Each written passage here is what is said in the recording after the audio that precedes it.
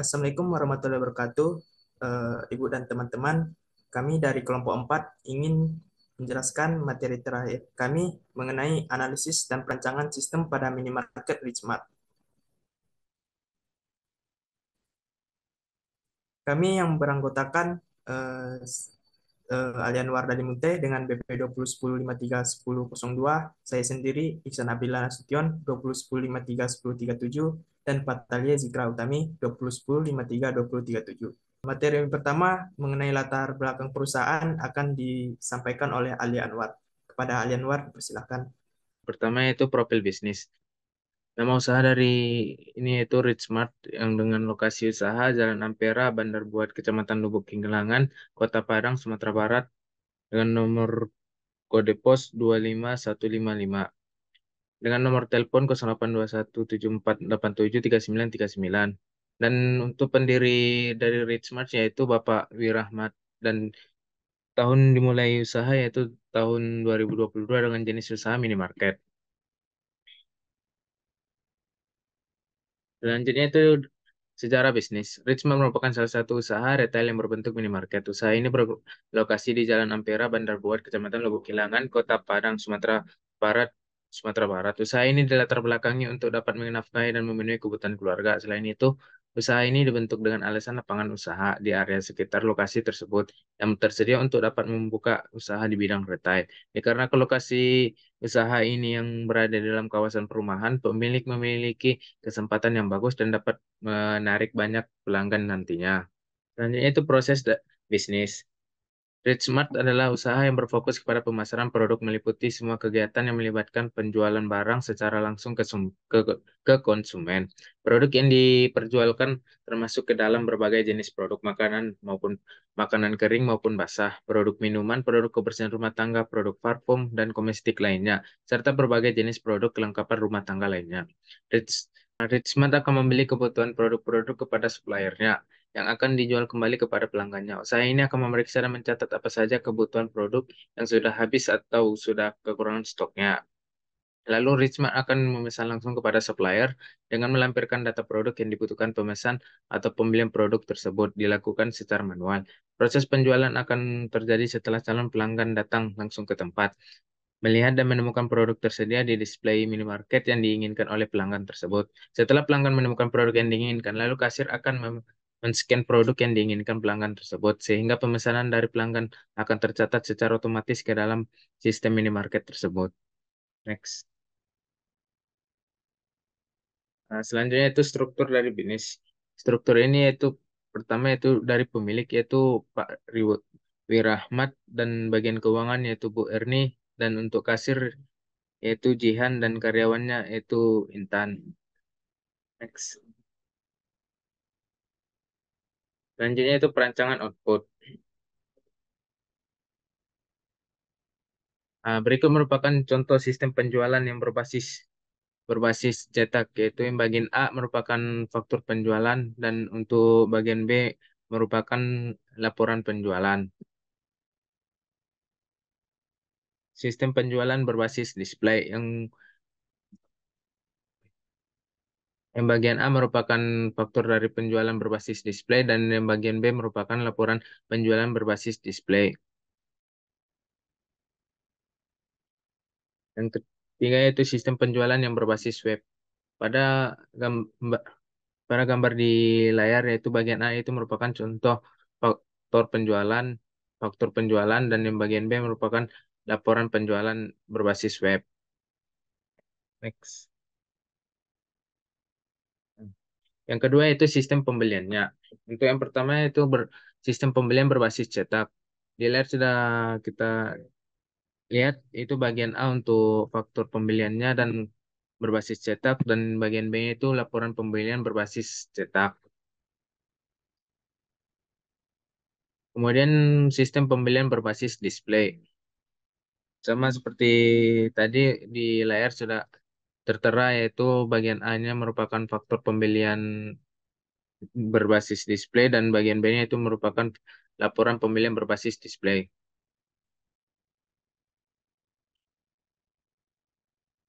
Ah, yang Yang ketiga yaitu sistem pembelian berbasis web. Yang pertama yaitu bagian A merupakan faktur pembelian berbasis web dan yang kedua itu laporan pembelian berbasis web.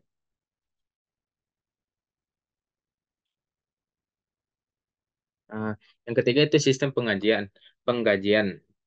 Untuk sistem penggajian berbasis cetak pada bagian A yaitu slip gaji karyawan dan sedangkan pada bagian B itu laporan penggajian berbasis cetak. Dan yang kedua itu sistem penggajian berbasis display. Untuk gambar bagian A yaitu merupakan gambar slip gaji karyawan berbasis display dan bagian gambar B yang merupakan laporan penggajian bagian berbasis display. Dan yang ketiga itu sistem penggajian berbasis web. Yang pertama gambar A yang merupakan slip gaji karyawan berbasis web dan gambar bagian B merupakan laporan penggajian bagian penggajian berbasis web. Baik, materi selanjutnya mengenai perancangan proses akan disampaikan oleh saya sendiri.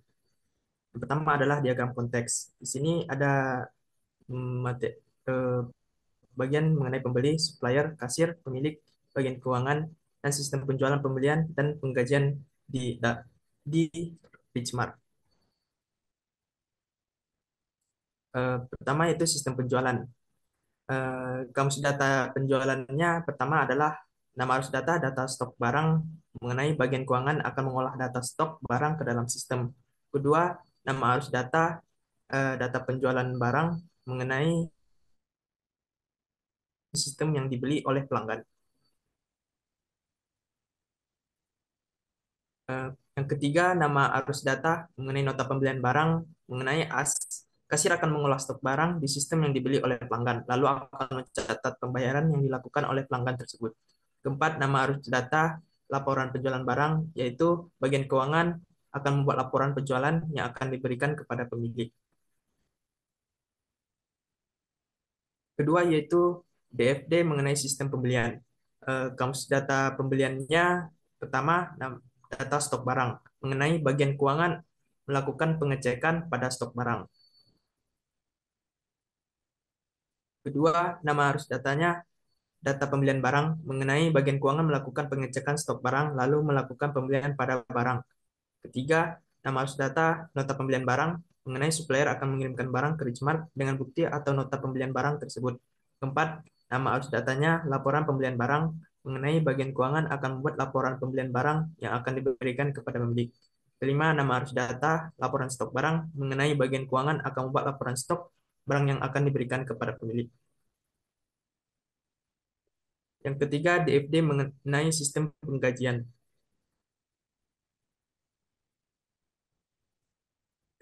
Kamus data penggajian yang pertama yaitu data karyawan mengenai bagian keuangan melakukan input data diri karyawan. Kedua, data gaji karyawan mengenai bagian keuangan melakukan input data diri karyawan, lalu akan mengolah data gaji karyawan tersebut. Ketiga, laporan penggajian mengenai bagian keuangan melakukan input data diri karyawan, lalu akan mengolah data gaji karyawan tersebut dan akan membuat laporan yang akan diberikan kepada pemilik. Terakhir, slip penggajian. Eh, Bagian keuangan akan melampirkan slip gaji karyawan kepada karyawan tersebut. Materi selanjutnya mengenai perancangan input.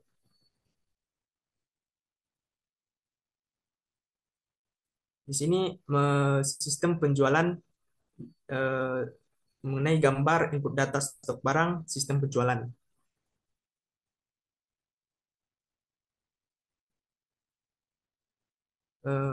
Kemudian ada gambar mengenai input faktur penjualan. Kemudian yang kedua itu mengenai sistem pembeliannya. Yang pertama, input data stok barang sistem pembelian. Yang kedua, gambarnya yaitu mengenai input data supplier.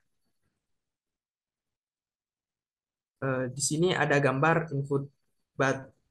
input faktur pembelian.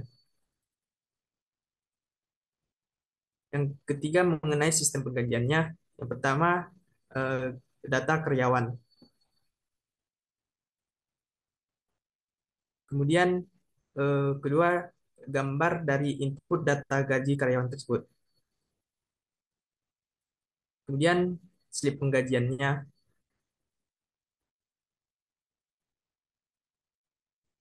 Materi selanjutnya mengenai perancangan laporan keuangan akan dijelaskan oleh Fatalia Jigrautami. Pada Fatalia dipersilakan. Baik, terima kasih moderator.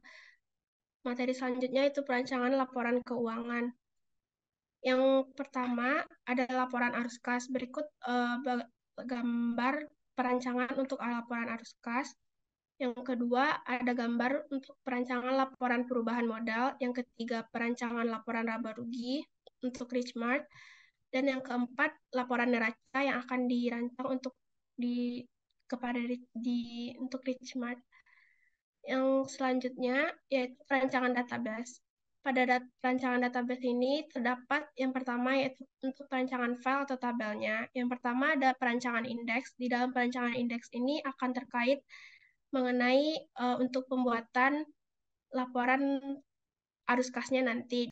Dan yang kedua, untuk keterangan transaksi, terdapat transaksi-transaksi yang ada yang dilakukan oleh Richmart selama 1 bulan. Yang ketiga, yaitu kode akun. Kode akun ini diperlukan untuk mencatat nama-nama akun yang diperlukan nantinya untuk pelaporan. Dan di sebelahnya terdapat bagaimana desain view untuk kode akun. Yang keempat, tabel data karyawan. Tabel data karyawan ini untuk mencatat nama-nama karyawan dan data-data karyawan yang diperlukan oleh Richmart. Dan di sebelahnya untuk bagaimana desain view dari tabel data karyawan tersebut. Yang kelima yaitu tabel gaji karyawan. Tabel gaji karyawan ini untuk mencatat pendapatan atau gaji yang diberikan kepada karyawan Richmart nantinya. Di sebelahnya merupakan desain view dari gaji karyawan tersebut. Yang keenam untuk tabel persediaan. Tabel persediaan ini untuk mencatat kode barang, nama barang, dan data-data barang lainnya. Yang di bawahnya merupakan desain view untuk merancang tabel persediaan tersebut. Yang ketujuh, dari perancangan file atau tabel ini yaitu transaksi keuangan. Transaksi keuangan ini merangkup dari ID ini untuk nomor transaksi apa saja, untuk nomor transaksinya, lalu ada kode akun, indeksnya untuk laporan arus kas nantinya, debit, kredit, dan di sebelahnya merupakan desain view dari transaksi keuangan tersebut. Yang kedua dari database tersebut ini yaitu perancangan form. Yang pertama untuk form edit transaksi. Form edit transaksi ini dapat kita ambil, dapat kita buat dari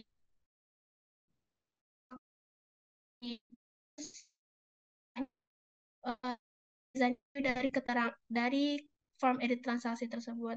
Yang kedua dari untuk form gaji. Form gaji ini dapat diambil dari tabel gaji karyawan dan di sebelahnya merupakan bentuk design view yang dilakukan kepada form gaji karyawan tersebut. Yang ketiga, form input karyawan. Form input karyawan ini juga didapatkan dari karyawan, lalu akan terbentuklah form input karyawan. Di sebelahnya merupakan design view untuk input karyawan tersebut. Yang keempat, untuk form input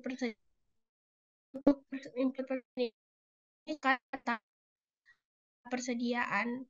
Dan ini merupakan bentuk formnya dan juga design view dari input persediaan. Yang kelima untuk input transaksi. Input transaksi berguna untuk melihat bagaimana menambah, menyimpan, dan menghapus transaksi yang ada dan yang dilakukan oleh Richmart. Ini diambil juga dari dari tabel transaksi, keterangan transaksi. Berikut merupakan gambar dan desain input transaksi. Yang keenam, form referensi. Form referensi ini digunakan untuk dapat melihat kode akun dan nama akun yang didapatkan dari tabel kode akun. Yang selanjutnya, untuk yang ketiga, yaitu perancangan database relationship.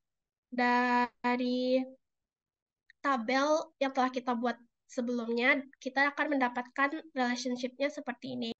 Yang keempat, perancangan report. Yang pertama, untuk report ini ada buku besar.